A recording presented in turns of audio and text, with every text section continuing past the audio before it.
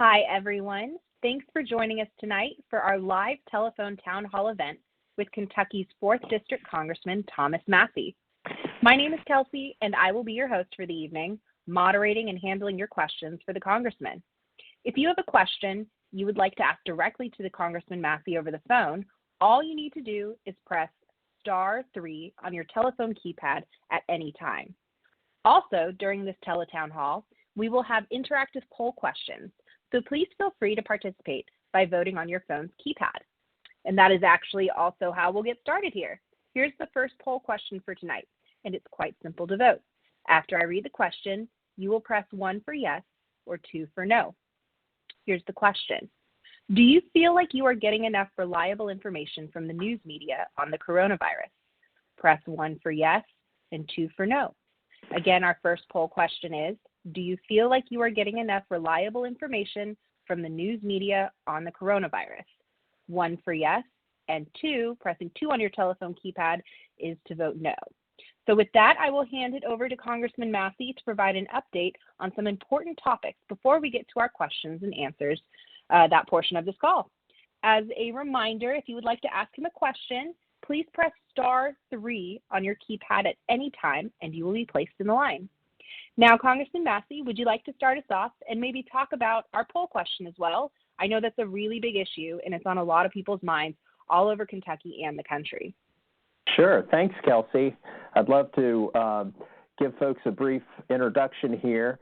First of all, I want to apologize for initiating this phone call during the president's update. I know that everybody's interested in what the president says, and I am too, but I think it's good news, and I want to talk about it with you all. And I thought it was important to do a teletown hall with constituents. I want to really make this a listening session. If you have something to tell me that I need to take back to Washington, D.C., that's what I want to hear about. Let me just first briefly tell you which committees I serve on. I serve on the Transportation and Infrastructure Committee. We've got jurisdiction over roads and bridges, our waterways, and our airports. So I think that's an important committee. But the other committee I serve on is the Oversight Committee, and that's a very interesting committee. We have jurisdiction to go anywhere in the federal government and look for waste, fraud, and abuse. And now that it's controlled by the Democrats, that's actually where they started out the impeachment interviews and depositions, was down in the SCIF. I was down there for that beginning of the impeachment. Of course, I voted no on that, but just wanted to let you know about those two committees I serve on. Before we go to coronavirus, which is dominating the news, I want to talk about some issues that deserve attention. First of all, I recently co-sponsored a bill to help veterans. It would allow them to have presumptive service connection if they have an illness related to exposure to burn pits. So there were burn pits in the Middle East, and a lot of our soldiers were exposed to those, and now some of them have illnesses. And I just don't think it's fair to make them have to prove that the illness is related to the burn pit. If it's an illness that we know is caused by burn pits, then they should have presumptive service connection to that, and then they should be entitled to benefits. So that's a bill that I've recently co-sponsored. Congress, unfortunately, while everybody was paying attention to the coronavirus, reauthorized the Patriot Act for 77 days. I'm hopeful that when we get back to this issue that we can get some reforms on not just the Patriot Act, but the Foreign Intelligence Surveillance Act, which is also known as FISA. That's the program that they actually use to spy on the president. And so I think, even though I've been working on trying to reform this program for 7 years, I think we finally have some momentum in Congress among Republicans and Democrats, and a president who will sign reform of that bill. So I'm hopeful that we can get that reformed, not just for political candidates. I want to reform this for every American, because I don't think the government should be able to spy on you without a warrant. Finally, I want to just briefly let you know about my Social Security bill. I think it's unfair that Social Security is taxed twice. I didn't even realize this until I was elected to Congress, and I started studying Social Security, and what I found out is you pay taxes on the income that is contributed to your Social Security account And then when you retire, you have to report the Social Security check that you receive on your taxes, and they tax you again if you're in a certain income bracket. Now, that income bracket used to be really high in 1983 when they came up with this law, and what's happened is due to inflation, the second tax affects 50% of seniors, and I just don't think that's fair that you get taxed twice on Social Security. So I've got a bill to eliminate the second tax on Social Security. You wouldn't even have to put it on your income tax report, and I've got over 24 sponsors on that bill this year, including a Democrat. So that's good news. That bill is gaining momentum in Congress. And before we move on to the question and answer, I want to make sure that everyone listening on the line is aware of how my staff is here to serve you. I tell my staff, you got people coming in our office, you have other congressmen who want your attention, you have lobbyists who want your attention. I say give your attention to the constituents of the 4th District. So if you live in Kentucky's 4th District and need help with things like small business loans, we might talk about those more later in this town hall, veterans benefits, Social Security, Medicare, federal tax matters and the IRS, immigration, passports. For instance, right now we're trying to help several people who are stuck outside of the country. They were on cruises, for instance, or they were in student study abroad programs, and now they're stuck on the outside of the country. We're working with the State Department to try and help those people get back into the country. That's the kind of stuff my staff can help you with. Federal student loans, replacing lost and damaged documents such as VA records and military medals. Don't hesitate to call me and work with my staff. They are there to serve you. You can visit my website at Massie, that's massie.house.gov, or you can call my district office in Crescent Springs at 859-426-0080. And now, without any further ado, I want to open it up to you all. Again, I'd love for this to be a listening session where I'd like to do less talking and more listening. So let me know how you're affected by this coronavirus. Let me know your ideas, and I'll take those back to Washington. And if you've got questions, I'm happy to answer them. So that's it, Kelsey. Thank you so much, Congressman Massie. We will now move into the question and answer portion of our teletown hall. And to everyone listening, or to those that maybe just joined and missed the first few minutes, you can press *3 on your telephone keypad at any time to get in the line to ask a question to Congressman Massie. And as he said, he's really excited for this to be a listening session. He really wants to hear from you all. And I see all these questions coming through, and I'm really excited to get to some of these. So we will now go to our first question from, Dawn Roebling in Florence. Go ahead, Dawn. You are live with Congressman Massie. Hi, Congressman. How are you this evening? Good. How are you doing, Dawn? I'm doing okay, considering. I am a self-employed hairstylist. I'm classified as an independent contractor. And like so many people in this area, we are a 2-income household and require both incomes to keep going. And I want to know, what are we going to do? How are we going to get the salons and the salons, the hair salons, the nail salons, even the restaurants? We need to be back open as soon as possible. So we're doing a quarantine as a family to try to respect what's going on. But how are we going to get this open and get the economy flowing again? Dawn, that is so important. Not to make light of it, but I saw a meme on the internet that said, here in about 3 weeks, we're going to know everybody's true hair color. Isn't that the worst? That is the worst. But seriously, we need folks like you to get back to work. I was disappointed, frankly, at the immediate shutdown of so many small businesses. I think we've kind of zigged and zagged on this. In the beginning, I don't think the government really paid enough attention to this, and now I think the reaction from the governors has been too strong. The Ohio governor and the Kentucky governor were affected by both of those. I would like to see you be able to get back to work soon. Here's the problem that I see. The strategy that I hear the government talk about when they get on TV is to flatten the curve. and to extend the period of time so that we don't overwhelm the hospitals. That's all good and well. The problem is this morning I got up and I calculated how wide that curve is. And it turns out to go with the strategy they've been talking about, and I don't want to scare you because I think there's a better answer than this, but the strategy they've been talking about would last 2 or 3 months. And I just don't think that's sustainable in our economy. Even if we are able to extend unemployment benefits, and I know you said you're your own business, like you're an independent contractor, and so that might not apply to you. Even if we're able to get checks out to people that are independent contractors, that's not going to fix this problem. You can't do that for 3 months. So what I heard the president say tonight sounded really encouraging to me. It sounds like he's listening to all of his advisors, not just the epidemiologists who have put forward the strategy that frankly is not workable. Of course, it's working. It'll shut down the spread of the virus, but it's also shut down our entire economy.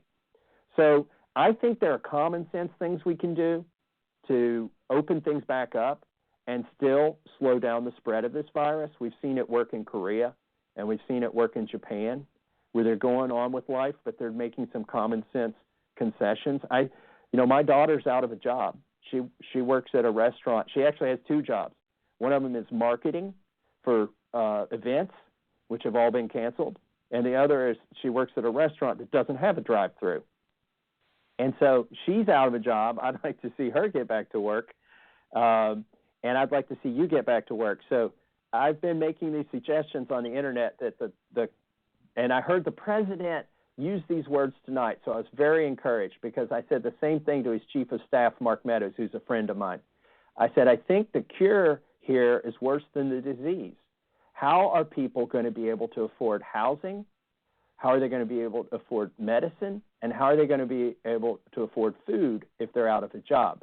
So what I think is going to happen, I think the reasonable people have got the president's ear now, and I think he'll issue guidance, and I'm hopeful that the governors will walk back some of this when they realize that because they've shut down your business and because they've shut down other businesses, now they don't have the revenue to pay the state employees. I think that's going to be the feedback loop that causes the governors to rethink the big crackdown they've done. Now, don't get me wrong. I take this virus very seriously.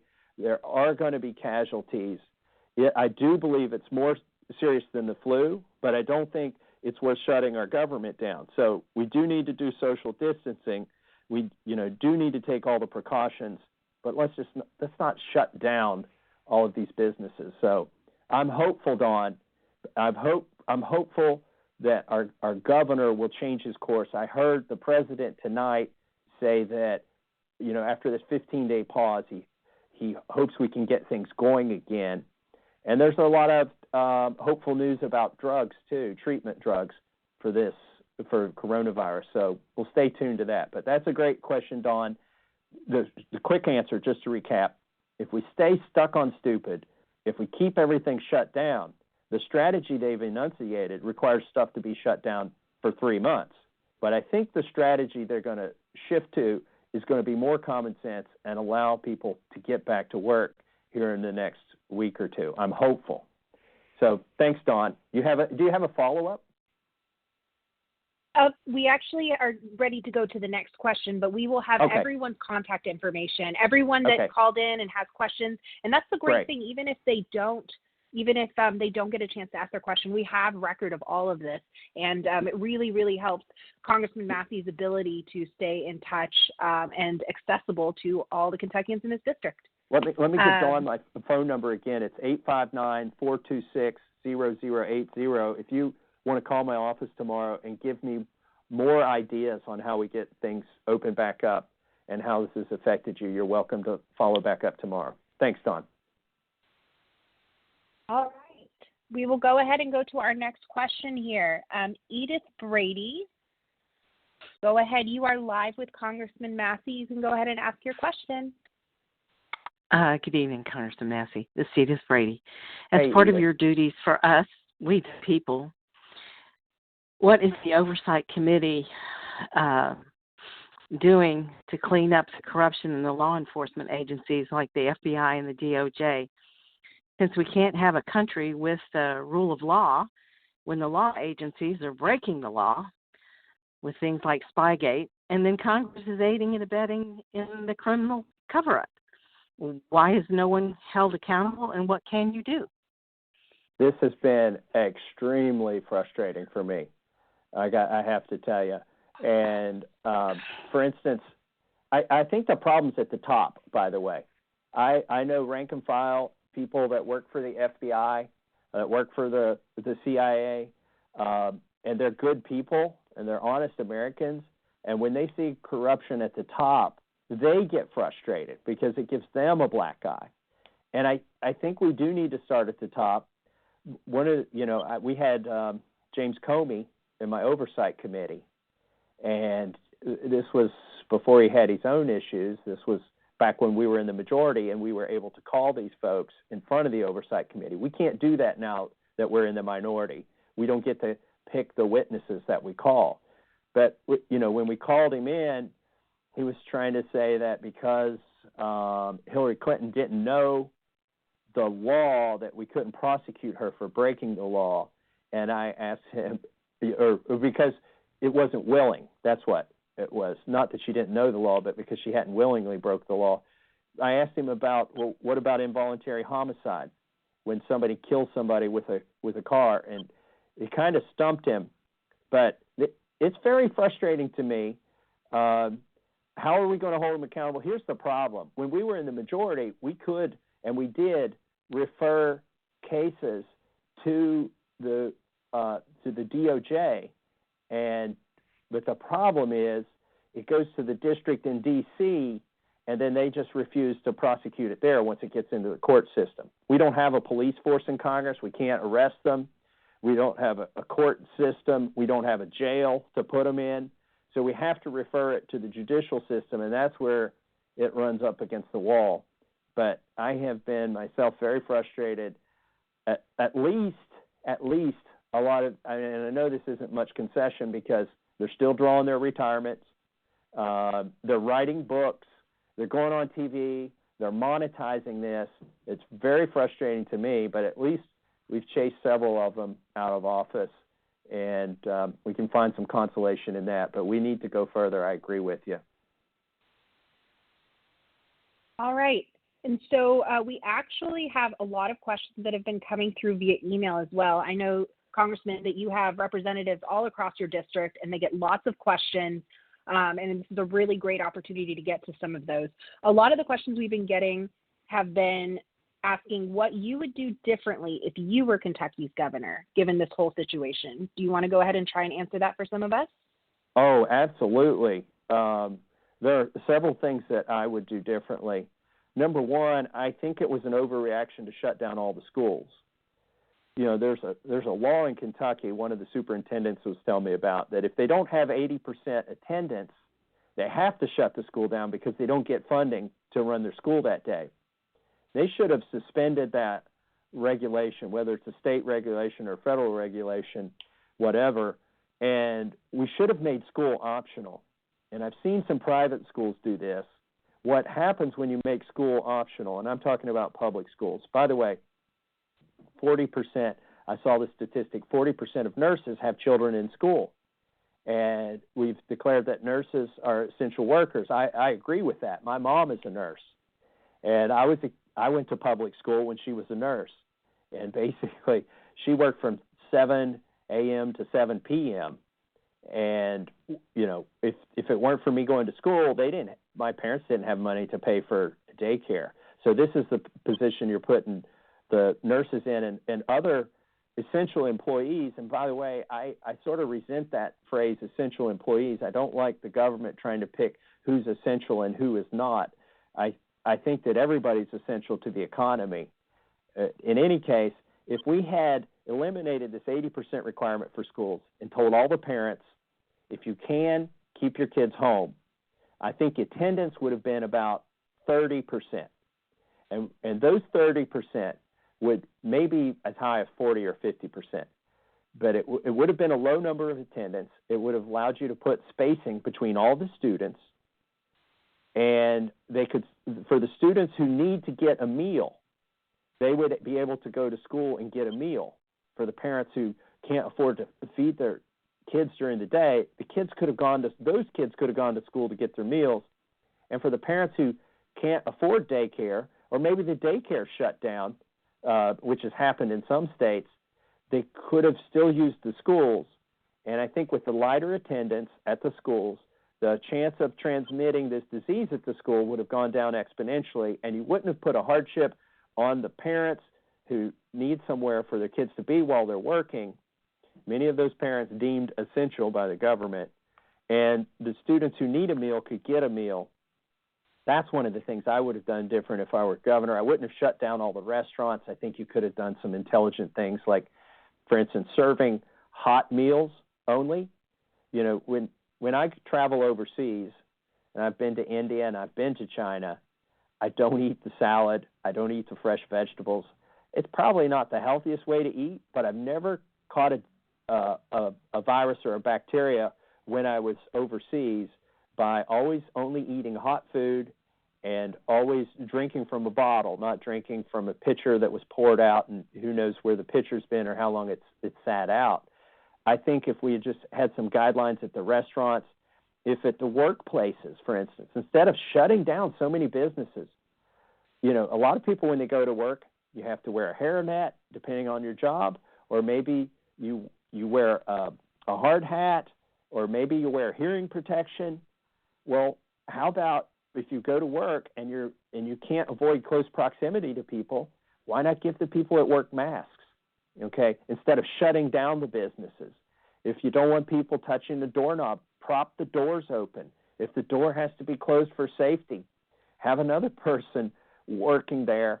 Just designate them as the door opener, okay? There are a lot of things we could have done short of shutting everything down, and most of the shutdowns have been done by governors. Well, all of the shutdowns. The president hasn't shut anything down except for travel coming in, you know, at the border, which is where there is a federal nexus to act. But most of the shutdowns that have been done by the governors, I think, have been overreactions, and they're just not sustainable. So those are a few of the things that I would have done differently in order to keep the economy going if I were the governor. And by the way, I'm not second guessing the president. I think he's done the right thing at the southern border. I think he's done the right thing with the flights from other countries. Thank you so much for that. I think a lot of people were really interested in hearing it, and so that definitely clears a lot up. We're going to go ahead and read the poll results from the first poll. If you are just joining us or joined us a little bit late, we had a poll going on here, and we asked, do you feel like you are getting enough reliable information from the news media on the coronavirus? And so we have the results in. It's kind of split.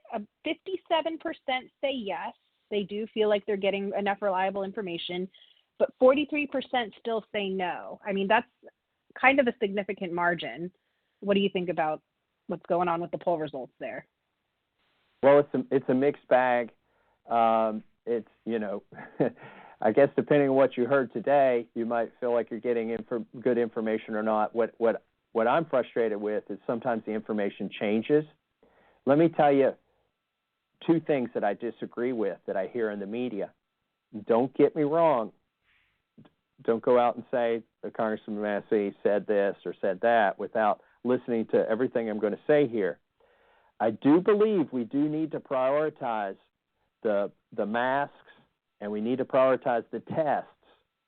We need to, because they're scarce, because they're in short supply, those need to go to our frontline first responders and to our healthcare workers, the masks, the PPE, they call it, personal protection equipment, and also the tests. While there's a shortage of tests, and there is a shortage right now, while there is a shortage of tests, obviously those need to go to the people that are symptomatic. With that said, the two biggest things that I hear on TV that frustrate me the most, and sometimes I hear government officials saying this, are that masks don't help regular people. That is, I do not believe it when they say that. I know that a mask can help you just as well as it can help a medical professional from getting infected with the virus. Now you have to know how to use the mask, but people can read directions and people can get on the internet. I know people that use masks every day as part of their employment, that maybe they do drywall, right? Or maybe they're woodworkers or just farmers. We know how to use masks, okay? So I think that's an unreliable piece of information. I understand we need to prioritize those while they're in short supply, but don't tell me they don't help regular people, because once the supply comes back, I think that's part of the solution, is if you're going to fly on a plane, wear a mask.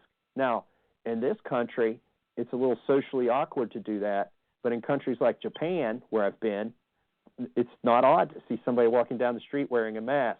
And I think we need to accept that and embrace that while the virus is still with us, and it's going to be with us for another year or 18 months, I feel.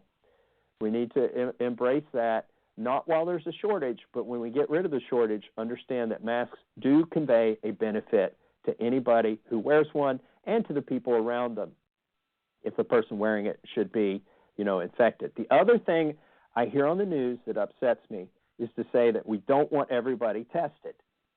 Well, I've talked to employers here in the 4th District. One runs a pharmacy, and she told me, she said, if I could get that test, I wouldn't just test every one of my employees.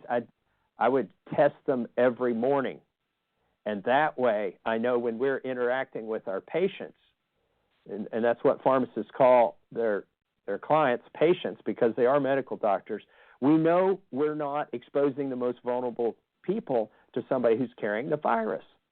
And so I think that's just common sense. What we got to do, though, is to get the tests down to a cheap level and where they could be administered easily, and they, for instance, don't have to be sent to a lab, or and that's possible. I believe that the free market's going to come up with something like that.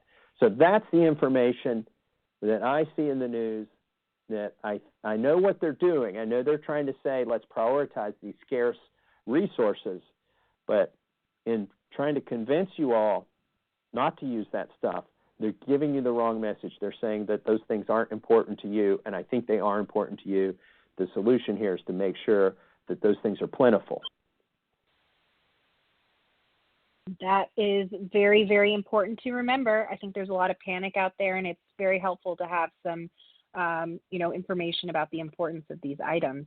We're going to go ahead now, and we have a second poll for you all, and my goodness, it's as if I wrote the poll questions myself. Here we go. I'm going to read this poll, and it's very simple to vote. After I read the question, you will press 1 on your telephone keypad for the answer more, and 2 for the answer less. And I'll read those again. Here's the question. Do you think the federal government should spend more on foreign aid or less on foreign aid? So press 1 on your telephone keypad if you think the federal government should spend more on foreign aid. Press 2 on your telephone keypad if you think the government should spend less on foreign aid. Okay, we'll go ahead, and I'll be sure to announce the results of that poll a little bit later on after we take some more questions. And don't forget, the best way to ask questions is to press *3 on your telephone keypad at any time to get in the line. We're going to go ahead now and go to our next caller. We're going to go to Mr. George Burns. Mr. George Burns from Kenton, you are live with Congressman Massie. Go ahead and ask your question. Good afternoon, Congressman Massie. How are you today? I'm doing good, George. How are you? Good. Former councilman, kind of on a low scale, appreciate all the stuff that you do. I've got kind of a question for this hoarding that goes on. Would it be possible, once the nation declares some sort of emergency, items like the sanitizer and the toilet paper and all these items, would it be possible to mandate that if a store allows you to buy 2 items, that you get those 2 items for whatever the regular price is? However, if the customer comes up with 5 or 6 items, the second item or the third item that's over the amount that's allowed rings in at like an extraordinary price, like $80 a bottle, and each one significantly thereafter would be $80 a bottle. Do you think that would help to eliminate the hoarding? Yeah. The clerk would have no control over it. That's just what they would have to pay. I know they could run back out to their car, empty their shopping cart, and go back in. But I don't know. I think the hoarding is ridiculous. I like, you know what, George? I like that solution. And by the way, thank you for your service as councilman. I was in local government myself before I ran for Congress, and people, they know who you are. When you go try to buy a gallon of milk, they would find me when I was in local government because they knew I could help fix their roads or something. I'm actually in less demand now that I'm in Congress than when I was in local government. So I know what you the sacrifice you make to do that. I appreciate you did it. I like your solution.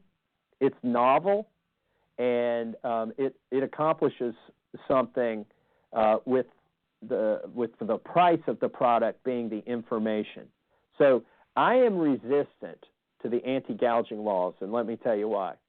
The anti-gouging laws, and I know this is going to be unpopular, but this is how capitalism works. When something is in scarce supply, the price goes up, that's a signal. For instance, that's a signal to 3M to run a third shift, to pay employees time and a half if they want to work overtime, and to make more of those things. And if the price doesn't go up, that signal never gets sent back to the manufacturer. When the price goes up, it's also a message to the people who are hoarding. Let's say people are hoarding toilet paper or hand sanitizer or dust masks, the N95 masks. It's a signal to them, you know what, you can hoard this, but you're going to have egg on your face here in 2 or 3 months when the free market responds to this and you're sitting on all that stuff. I like the policy that I think some of the stores have adopted, which is, this is also counterintuitive, much like your suggestion, not to honor returns for some of these items. Because what do you have to lose if you're trying to hoard something and you know you can take it back? But when you take that thing off the shelf and if you know you can't return it, then you're going to think twice about stacking your garage full of that stuff, right? So I think I like your idea. It solves the problem of, what if somebody did walk into the store? What if they needed 3 of those things? Maybe the third one shouldn't be $80. Maybe it's a progressive scale, and like maybe it goes up to 20 and then 40 and then 50. Because I don't like when you just flat out ration things or when you try to cap the price. What ends up is people who need it can't get it at any price, and the signal doesn't go back to the manufacturer to make more of them. The thing I like about your solution, as novel as it is it would go, the signal would go straight back to the manufacturer. Because one of the complaints I've heard when people try to scalp products, let's say they buy them and then sell them at a higher price on eBay, is it's not the original manufacturer who receives the benefit of the higher price, so the original manufacturer doesn't know to make more of them. But presumably with your solution, some of that money could go back to the manufacturer and be used to make more of it. That's a common sense idea. It would be interesting to do that, and I think retailers could do it on their own. You wouldn't even need a government law to make it happen. So I really like that idea. All right, we'll go ahead and go to our next question here. Let's go to Mr. Evan Hoffman. Go ahead, you're live with Congressman Massie. Hello, Congressman Massie. This is Evan Hoffman, and I'm in Eastwood, Jefferson County. And my question is basically, what strategy do we have in place to return to opening ourselves back up? Hey, we've shut everything down. When do we return to open it back up? Is it 3 months? Is it 6 months? Is it a year? Nobody's coming out and saying how long. Thank you. Thanks, Evan. That's a wonderful question. I ask that question every time I see something shut down. Anybody who shuts something down, especially if they're using the force of the government to do it, needs to ask themselves that question that you just asked. Okay, if I'm shutting it down because we have 10 cases in Kentucky and maybe one death in Kentucky, am I going to keep it shut down as long as there are 10 deaths a month and one death a month and 10 cases? They've established a threshold which seems ridiculous for keeping something shut down. So what is the trigger to turn it back on? Anybody, any governor, anybody in Washington, D.C. that says that we should shut something down, they need to tell the people. This is the other thing. People can tolerate Americans. We're a tough lot, but don't put us in the dark. Don't treat us like mushrooms. All right? Give us the truth. And this was my concern. That's why I woke up this morning and calculated how long, for instance, would it take. Here's the calculation I did. Anybody can do this at home. If the number of people who have been infected by this virus doubles every 10 days, which seems to be the case in Korea and Japan. Right now it's doubling every 2.5 days in the United States, but they say we want to flatten the curve. So if it doubles every 10 days, the question I asked was, well, if it doubles every 10 days, how long does it take for 10% of the population to get it? Because that would seem to be a trigger. On the cruise ship, 15% of the population got it, and that was a perfect environment. I'm hopeful that maybe 10% of Americans, maybe that's the level at which we get some sort of herd immunity if you get to 10%. So how long would it take for 10% to get it if the number doubles every 10 days? Make some assumptions about how many cases are already out there now based on the number of deaths, not the number of tested positive. And I came up with a number that's 75 days. So that tells me the strategy of flattening the curve and waiting for everybody or enough people to get it so that we're all in the clear is not a viable strategy for our economy. And I'm not worried about the profits of companies making profits. I'm worried about the damage to health that happens when somebody can't buy the right food or can't buy the right medicine, and they have to choose between paying the rent and paying for the medicine because they've been put out of a job by the government who says you can't go to work. I think there's more damage from that. So if the government stays stuck on stupid and keeps things shut down because they're trying to totally shut down like they have so far because they're, quote, trying to flatten the curve, nobody's given us a number, so I calculated it. It seems to be about 75 days or more under very rosy assumptions. But I think we heard the president today. I listened to it right before this call started, and he said the cure can't be worse than the disease, and he's hopeful that we open this back up again soon. And I hope he sends a message to these governors that you need to open this back up. But Evan, and that's the question I'm asking. What's the trigger to turn it all back on? And then let's all work toward that trigger. Then we have a goal. But nobody's given us a goal, and I resent being kept in the dark. My advice to all of my colleagues is give people the truth. Don't worry about whether you think they can handle it or not. They'll mistrust you if they see you crabbing and not telling them everything that you know. So I just told you everything that I know. Also, I read this study. It's a 20-page study from Imperial College of London that came out March 16th, and it says 12 to 18 months we'd have to shut things down, open them back up, shut things down. I just don't think that's feasible. But it's epidemiologists. What we need to do, we need to get the economists and the common sense people in a room with the epidemiologists and say, okay, what's a cure that's not worse than the disease? Thanks for your question, Evan. And by the way, there are 20 counties in the 4th Congressional District. 4 of them are partial counties. And a lot of people don't know this because this happened after the 2012 census. Eastern Jefferson County is in the 4th District, and it's an honor to represent the people in Jefferson County that are in the 4th District. So thanks for calling from there, Evan. Great, and I see so many results coming in on the poll. We'll still give a little more time before I announce the results, but just a reminder for folks, the poll we have going on, the question is, do you think the federal government should spend more on foreign aid or less on foreign aid. And that is money that goes overseas to countries that are not called the United States of America. So if you think more should be spent on foreign aid, go ahead and press 1 on your telephone keypad. But if you think less should be spent on foreign aid, you can press 2 on your telephone keypad. We're going to go ahead to our next question here. Sandra in Shelbyville, go ahead. You are live with Congressman Massie. Yeah, actually I have a couple questions. The first one is, it seems like the Republicans are always the ones who roll over and give in to the Democrats on pretty much everything. Are y'all going to continue to do that even when it comes to gun control and immigration and just grant amnesty? And Well, I get accused of not giving in enough sometimes, by the way. And I'm glad you brought up the Second Amendment. By the way, I don't give in, and I don't think we should, and I'm glad you brought up the Second Amendment.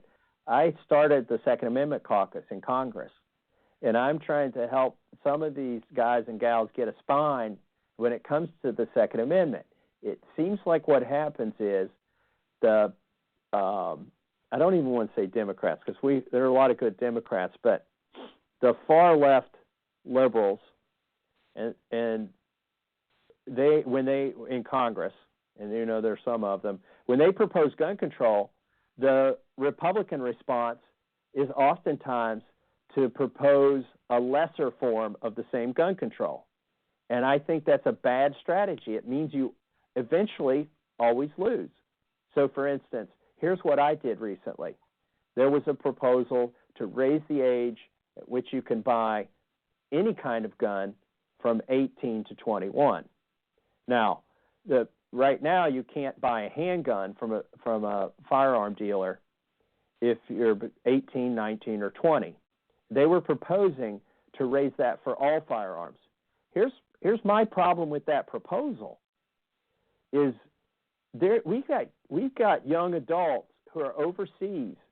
They have signed up. If you're old enough to sign up and be willing to die for your country, if you're old enough to carry an M4 in Afghanistan or Korea, then you are old enough to possess that gun and take care of your family when you're back home. You also have young couples where one of the couple is overseas serving in the military, and the other one is a person, basically a single parent for intents and purposes, with it maybe have a child and can't even buy a gun.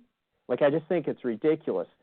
So what I did in response to that, instead of saying, well, how do we negotiate with the liberals and how do we just give away part of our gun rights, I introduced a bill to basically lower the age at which you can buy a handgun from 21 to 18. They wanted to raise the age that you could buy any gun from 18 to 21. Well, there was always this prohibition, I think since 1968, on anybody 18, 19, or 20 buying a handgun. My proposal was, instead of negotiating with them, let's go in the other direction. And I think that's what we need. We need legislation that pushes back against their proposals. Otherwise, when you go to the table to negotiate, you're just negotiating how many and how quickly of your rights you're going to give up. So trust me on this. This is one issue that I push back strongly on. okay, What was the other thing? That is my fault. I apologize, okay. Congressman. I didn't realize there was a second question there. Oh, okay. We'll go ahead and get back in contact with her after so that she can ask you her question again. I remember her question. Immigration was the other one. Yes. There were two of those issues. But the other was on immigration. I was glad to see the president just a couple days ago finally announce that if you come to this country illegally, we're taking you back to your country. Like, that was a pretty strong statement. I don't know why it took so long to announce that. I think some of the president's advisors were probably pushing back in the other direction. But I think it was a strong statement. And maybe that's one of the things that will stay with us after this virus is over, is having some sanity at the southern border instead of just allowing carte blanche so much illegal immigration. And I think that from what I saw, I think that answers her question. But if not, if you are still on the line, you can go ahead and contact Congressman Massie at any time to get back in touch with him. And I'm sure that he would love to answer your question. His office phone number, in case you're still there, is 859-426-0080. And you can also visit his website at massey.house.gov. I'm going to go ahead. There's another question that has been sent in via email more times than I can count, because they want to know, we're all still at work. We're still doing work on behalf of Kentucky. So are you. So what are the precautions that your office and your staff have taken to deal with these times right now? That's a great question. I want to tell you not just what I do in my office, but what I do in my personal life. And because I think, whatever, I'm a public servant, and I don't want to be doing one thing and advising something else. So in our office, one of the things that we started many weeks ago was we put up signs and said we're a handshake-free zone. And some people looked at us kind of weird. Handshakes are sort of the currency of politicians, but people really caught on very quickly, I think. The other thing we did is we encouraged people to do telephone with us. We will take meetings by telephone in my office, and I think that's helpful. In my personal life, I actually went to the grocery store with my wife yesterday, and we used we went to Kroger. I don't want to give advantage to any business, but we went to Kroger because it's called the Click List, where you can, on the internet, pick out what you want. Somebody shops for you. You pull up, and they load your car even. And I think that's a good service to have in these times, and I'm glad that Kroger does that. And I think probably other facilities will do that as well. But that's one of the things that I'm doing in my personal life. I know the airports and the airlines are going to hate me for saying this, but I've been driving back and forth to Washington, D.C. for the last 3 weeks, because I can make the drive in 7 hours, but and by the time you get to the airport early and fly and whatever, sometimes it takes me 4 hours, even if I fly, just for all the other things. And it says, you know what, extra 3 hours, I'll drive it. Now, normally, in normal times, I would advise you to fly, because you're much more likely to get injured in that car trip than you are on the plane trip. So in normal times, I would fly. In these times, I decided to drive. So those are some of the precautions that I've taken in my personal life and in the congressional life as well. All right. We will go ahead now to our next question. We're coming up close to the end of our time here. Mr. William Rochford, I apologize if I pronounced that incorrectly, but William from Alexandria, you're live with the senator. The congressman. Go ahead. Hey, I know Bill Ratchford. That's how you say his name. He is There you go. Bill, you were the mayor there in Alexandria, right? Yes, sir, I was. All right. Well, good to hear from you, Bill. Yeah, same here. It's nice talking to you. And thanks for your service. To start with, I am one of those senior citizens, if you recall, that is drawing Social Security. And if you can get tax relief on that, that would be very much appreciated. It's always baffled me why you got taxed on it, but when the government starts something, they don't want to unwind it. But my question relates to this virus situation, and I'd like to know what we can do to get the younger folks to take this virus situation more seriously. I see on TV where I know it's spring break for a lot of colleges, and the beaches in Florida are crowded with the young guys and young gals out enjoying themselves. And the challenge is when they go back home to Grandma and Grandpa's house, they can bring that virus into older folks my age, and I understand that we're the group that's primarily at risk. That's my question.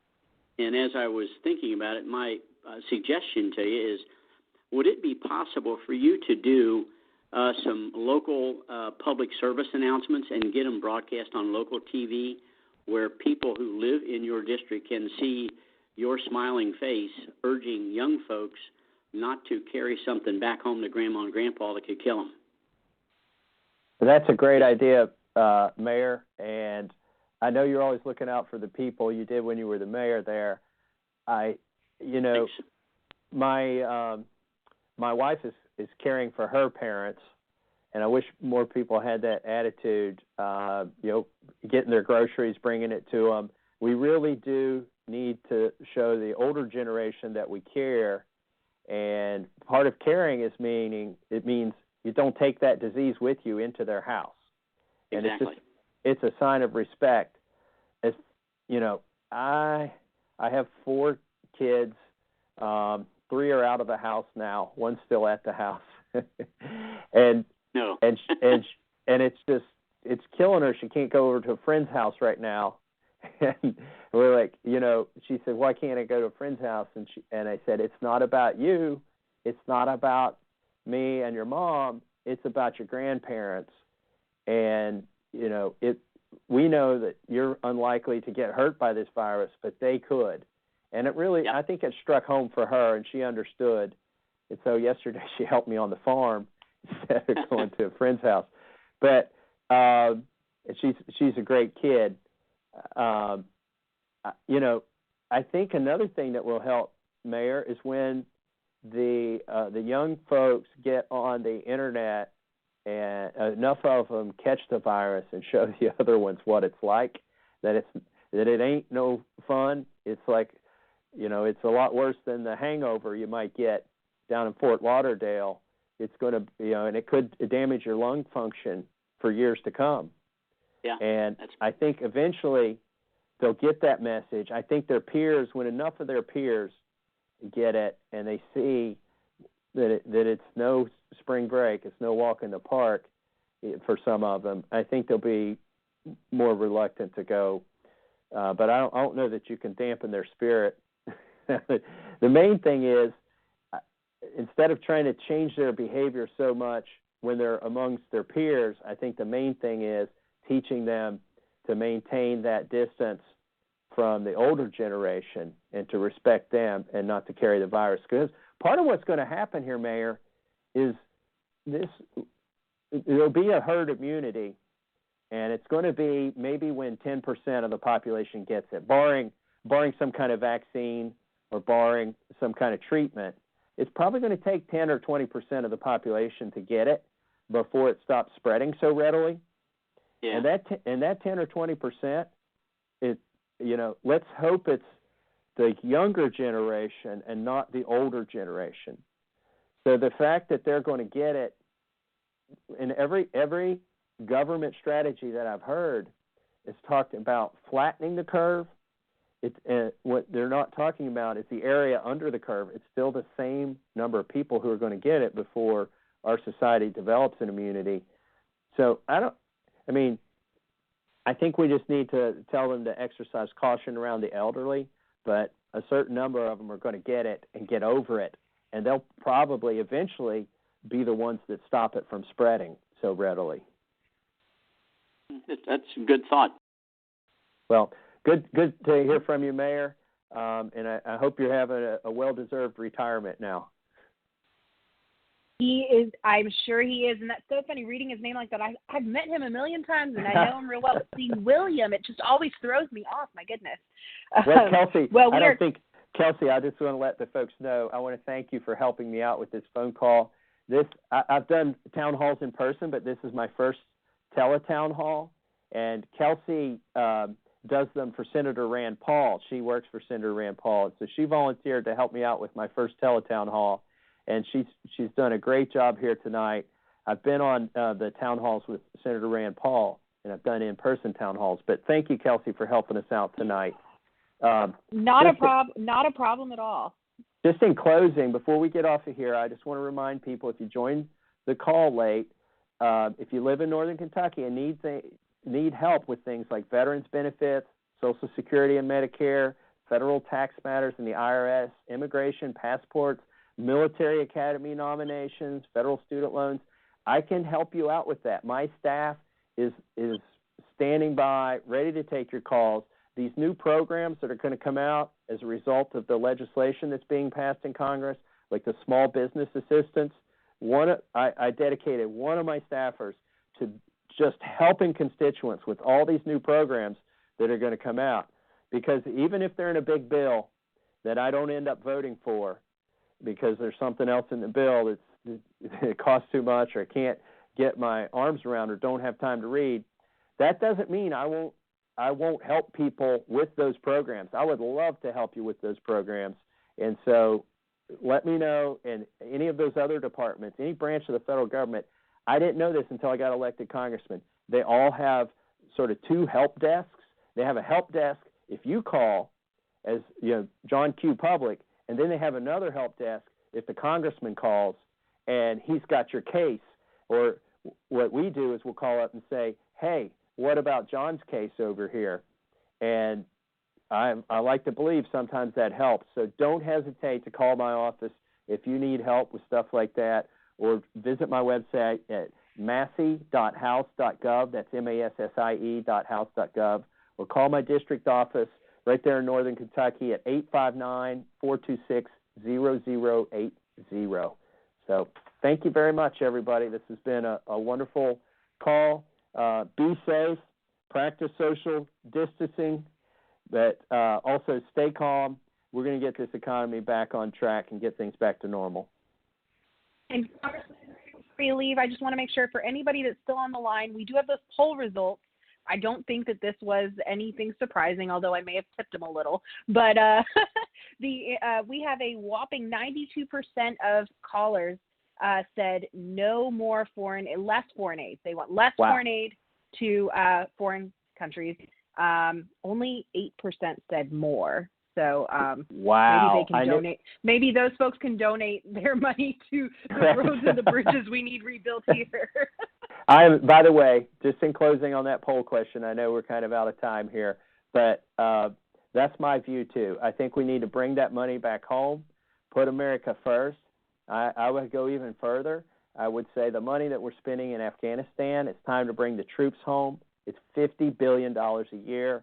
Imagine what you could do to be prepared for the next virus with $50 billion a year. That's the war we need to be fighting, not a war in the Middle East with no end in sight now that we've already got the terrorists who were responsible for 9/11. So I agree with the 92% on that poll, and that's what I'll be working for in Washington, D.C. is less foreign aid, more of it at home. Thanks so much.